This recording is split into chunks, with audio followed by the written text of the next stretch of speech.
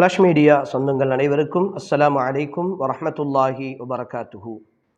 தவிர்க்கப்பட வேண்டிய தீய குணங்கள் எனும் தொடரினூடாக மீண்டும் ஒரு முறை உங்களை சந்திப்பதில் மிக்க மகிழ்ச்சி அடைகின்றேன். அல்ஹம்துலில்லாஹ்.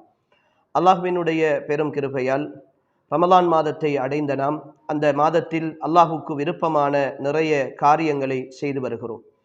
அந்த அடிப்படையில் தான் அல்லாஹும் அல்லாஹுடைய தூதரும் வெறுக்கக்கூடிய தவிர்ந்து கொள்ளுமாறு எங்களை எச்சரித்த பாவங்களை விட்டும் நாம் தவிர்ந்திருப்பதும் எங்களுக்கு மிக அவசியமான ஒன்றாக இருக்கிறது. அந்த வகையில்தான் தவிர்க்கப்பட வேண்டிய தீய குணங்கள் என்ற தொடரிலே இன்றைய நாள் நாம் அண்டை வீட்டாருக்கு நோவினை செய்தல் அல்லது அண்டை வீட்டாரை பகைத்து கொள்ளுதல் சம்பந்தமாக ஒரு சில விஷயங்களை பேசலாம் என்று நினைக்கிறேன். அன்புக்குரிய சகோதர சகோதரிகளே, இன்றைய கால சூழல் மனிதர்கள் மிக வேகமாக செயற்பட்டு கொண்டிருக்கிறார்கள். நேரம் எப்படி போகிறது எப்படி வருகிறது என்று தெரியாது. காலம் மிக வேகமாக கடந்து கொண்டிருக்கிறது. யாரும் யாரை பற்றியும் யோசிப்பதற்கும் கவலைப்படுவதற்கும் நேரமில்லாத சூழலில் ஒவ்வொருவரும் தங்களை பற்றி மாத்திரமே யோசித்து கொண்டிருக்கிற, தங்களுடைய குடும்பத்தை பற்றி மாத்திரமே யோசித்து கொண்டிருக்கிற இந்த காலகட்டத்தில் பக்கத்து வீட்டார் என்று சொல்லுகிற ஒரு சாரார், இவர்களுடைய விஷயத்தில் இஸ்லாம் மிகப்பெரிய ஒரு கரிசனையை காட்டியிருக்கிறது. அதே நேரம் அண்டை வீட்டாரோடு பகைத்து கொண்டு அவர்களுக்கு நோவினை தருகிற காரியங்களை செய்கின்ற சகோதரர்களையும் இன்றைய கால சூழலில் நாம் அதிகமாக காணுகிறோம். குறிப்பாக தாய்மார்கள், பெற்றோர்கள், சகோதரிகள் தங்களுடைய வீடுகளிலே இருந்து பக்கத்து வீட்டார் இருக்கிற பொழுது அவர்களுடைய உரிமைகள் விஷயத்தில், அவர்களுக்கு செய்ய வேண்டிய கடமைகள் விஷயத்தில் முறை தவறி நடந்து கொள்கின்ற நிலையை, தங்களுடைய வீட்டு குப்பைகளை அடுத்த வீட்டு வளகுக்குள்ளே போடுவதும், அடுத்த வீட்டாருடைய சொத்துக்களை அவர்களுடைய பொருட்களை அனுமதியின்றி எடுப்பதும், அவர்களுக்கு தொந்தரவு தருகின்ற விதமாக சப்தமிட்டு நடந்து கொள்வதும், அவர்களுடைய தூக்கம், அவர்களுடைய நோய், அவர்களுடைய முதியவர்கள் என்று யாரையும் கவனிக்காத நிலையில் தங்களுடைய வீடுகளை அவர்கள் வைத்துக் கொள்வதும் என்று ஏராளமான அண்டை வீட்டார்களை நோவினைப்படுத்துகிற காரியங்கள் இன்றைய கால சூழலில் நடந்து வருவதை நாங்கள் பார்க்கிறோம். சில வீடுகளில் இளைஞர்கள், வாலிபர்கள் ஒன்று சேர்ந்து சில கெட்டுக்கெட்டர்கள் அல்லது பாட்டிகள் நடத்துகிறார்கள். அப்பொழுது அவர்கள் அதிகமான சத்தத்தோடு இசைகளை போட்டுக்கொண்டு பக்கத்து வீட்டார்களுக்கு தொந்தரவு தருகின்ற அளவுக்கு, பக்கத்து வீட்டிலே படிக்கின்ற ஒரு பிள்ளை இருக்கும், நோயாளி ஒருத்தர் இருப்பார், ஒரு வயோதிபர் இருப்பார், தூங்க வேண்டும் என்று இருக்கின்றவர்கள் இருப்பார்கள், ஓய்வு தேவையானவர்கள் இருப்பார்கள். அவர்களுடைய நிலைமைகளை எல்லாம் கவனத்தில் கொள்ளாமல் இந்த வீட்டிலே இருந்து கொண்டு எங்களுடைய வீட்டில் தானே நாங்கள் பேசிக் கொண்டிருக்கிறோம், எங்களுடைய வீட்டில் தானே நாங்கள் சந்தோஷமாக இருக்கிறோம், அவர்களுக்கு என்ன என்ற எண்ணத்தோடு நடந்து கொள்ளுகின்ற ஒரு சாராரையும் இன்றைய காலத்தில் நாங்கள் பார்க்கிறோம். இவர்களை பற்றி அல்லாஹும் அல்லாஹுடைய தூதர் ஸல்லல்லாஹு அலைஹி வஸல்லம் அவர்களும் என்ன சொல்லி இருக்கிறார்கள் என்பதை நாங்கள் தெரிந்து கொள்ள வேண்டும். அல்லாஹுடைய தூதர் ஸல்லல்லாஹு அலைஹி வஸல்லம் அவர்கள் ஒருமுறை வல்லாஹி லா யுமின், வல்லாஹி லா யுமின், அல்லாஹ் மீது ஆணையாக ஒருவன் முஃமினாக மாட்டான், அல்லாஹ் மீது ஆணையாக ஒருவன் முஃமினாக மாட்டான் என்று ரசூல் ஸல்லல்லாஹு அலைஹி வஸல்லம் அவர்கள் சொன்ன பொழுது, கீல மன் யா ரசூலல்லாஹ், அவர்கள் யார் நபி அவர்களே, ரசூலுல்லாஹ்வே அவர்கள் யார் என்று நபி அவர்களிடத்திலே கேட்கப்பட்டது.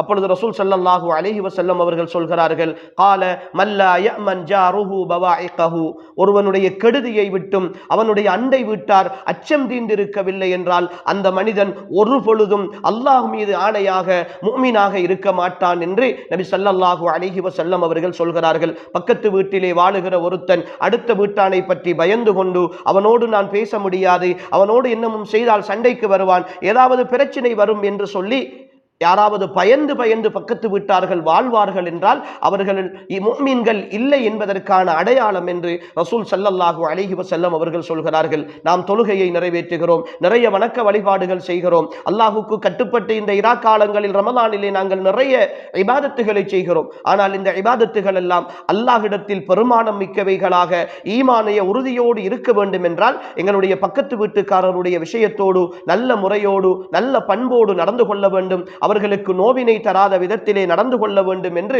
ரசூல் ஸல்லல்லாஹு அலைஹி வஸல்லம் அவர்கள் சொல்கிறார்கள். இந்த பக்கத்து வீட்டுக்காரர்களுடைய விஷயத்தை நபி ஸல்லல்லாஹு அலைஹி வஸல்லம் அவர்கள் எல்லா சந்தர்ப்பங்களிலும் ஈமானோடு இணைத்து பேசி இருக்கிறார்கள். மன்கான யுமினு பில்லாஹி வல் யௌமில் ஆகிர், யார் அல்லாஹுவையும் மறுமை நாளையும் ஈமான் கொள்கிறார்களோ அவர்கள் ஃபலா யுதி ஜாரஹு, தன்னுடைய அண்டை வீட்டாருக்கு நோவினை செய்யாமல் இருக்கட்டும் என்று நபி ஸல்லல்லாஹு அலைஹி வஸல்லம் அவர்கள் குறிப்பிடுகிறார்கள். அன்புக்குரிய சகோதரர்களே, அல்லாஹுவையும் மறுமை நாளையும் ஈமான் கொள்ளுகிற ஒரு முஸ்லிம், ஒரு ஆண் ஒரு பெண் அண்டை வீட்டாரோடு ஒற்றுமையாக நடந்து கொள்ள வேண்டும், அவர்களுக்கு நோவினை தராமல் இருக்க வேண்டும் என்று நபி ஸல்லல்லாஹு அலைஹி வஸல்லம் அவர்கள் இந்த செய்தியிலே சொல்கிறார்கள். ஒரு மனிதர் நபி ஸல்லல்லாஹு அலைஹி வஸல்லம் அவர்களிடத்திலே வந்து கேட்கிறார், யா ரசூலல்லாஹ், எனக்கு ஒரு அமலை, ஒரு இபாதத்தை சொல்லித்தாருங்கள், அந்த அமலை நான் செய்தால் நான் சுவர்க்கம் போக வேண்டும், அப்படியான ஒரு அமலை சொல்லித்தாருங்கள் என்று சொன்ன பொழுது நபி ஸல்லல்லாஹு அலைஹி வஸல்லம் அவர்கள் குன் முஹ்சினா, நீ உபகாரம் செய்பவனாக இரு என்று நபி ஸல்லல்லாஹு அலைஹி வஸல்லம் அவர்கள் சொல்கிறார்கள்.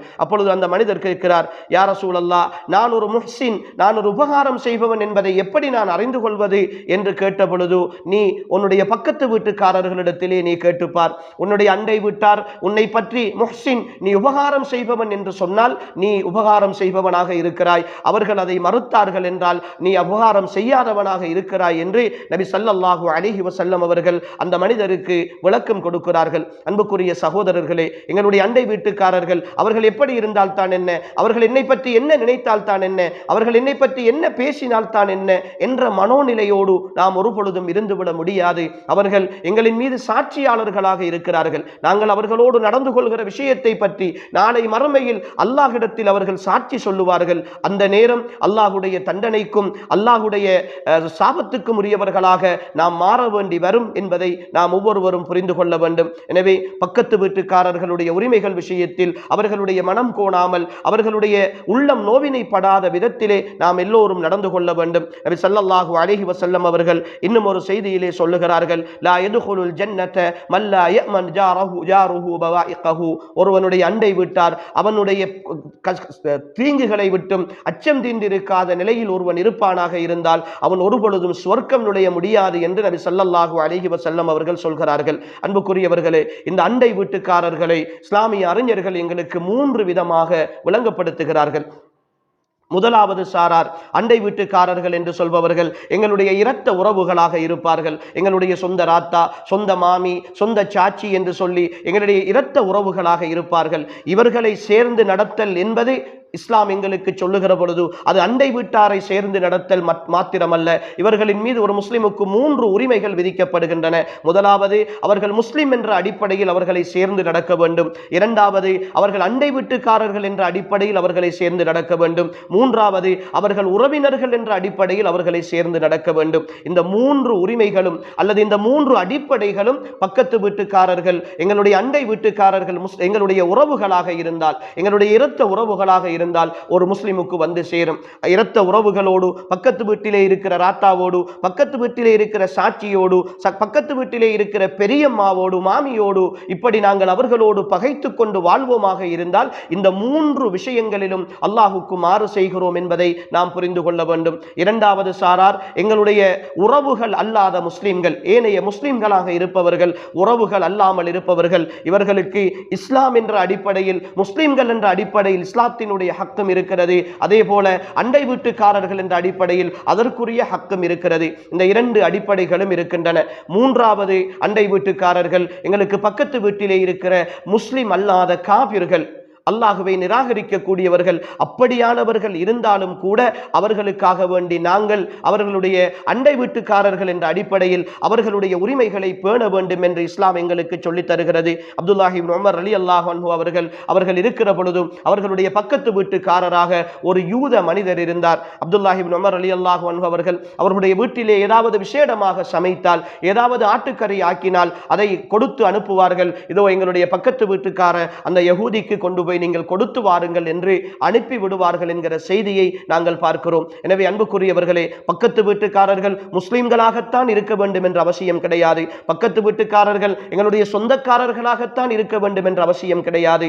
யாராக இருந்தாலும் சரி, எங்களுடைய அண்டை வீட்டாரோடு நாங்கள் அவர்களுக்கு நோவினை தராத விதத்தில் நடந்து கொள்ள வேண்டும். அவர்களை நோவினைப்படுத்துவது, அவர்களை சிரமப்படுத்துவது நாம் தவிர்க்க வேண்டிய மிக மோசமான பண்புகளில் ஒன்று என்பதை புரிந்து கொண்டு அதை நாங்கள் சரியாக செய்யாத பொழுது எங்களுடைய ஈமானில் குறைபாடு இருக்கிறது, அல்லாஹுக்குரிய ஹக்கிலே நாங்கள் குறைபாடு செய்கிறோம், நாங்கள் பாவிகளாக மாறுகிறோம். எனவே இந்த விஷயத்தில் மிக கவனமாக நாம் நடந்து கொள்ள வேண்டும். இந்த ரமலான் மாதத்தில் நாம் தூர இடங்களுக்கெல்லாம் சென்று தான தர்மங்கள் செய்வோம். எங்கோ இருப்பவர்களுக்கெல்லாம் தேடி தேடி சென்று கொடுப்போம். ஆனால் பக்கத்து வீட்டிலே இருப்பவர்கள் சஹருக்கு சாப்பிடுவதற்கு இல்லாமல், இஃப்தாருக்கு எதுவும் இல்லாமல், நோன்பு நோட்பதற்கு நோன்பு திறப்பதற்கு வசதி இல்லாமல், பெருநாளைக்கு வசதி இல்லாமல் அவர்களுடைய பிள்ளைகளை வைத்துக் கொண்டு சிரமப்பட்டு கொண்டிருப்பார்கள். ஆனால் அவர்களுக்கு கொடுக்காமல் எங்கோ ஒரு ஊரிலே எங்கோ ஒரு தூரத்திலே இருப்பவர்களுக்கு நாங்கள் கொடுப்பதை பார்க்கிறோம். கொடுக்க வேண்டும், கூடாது என்பதல்ல.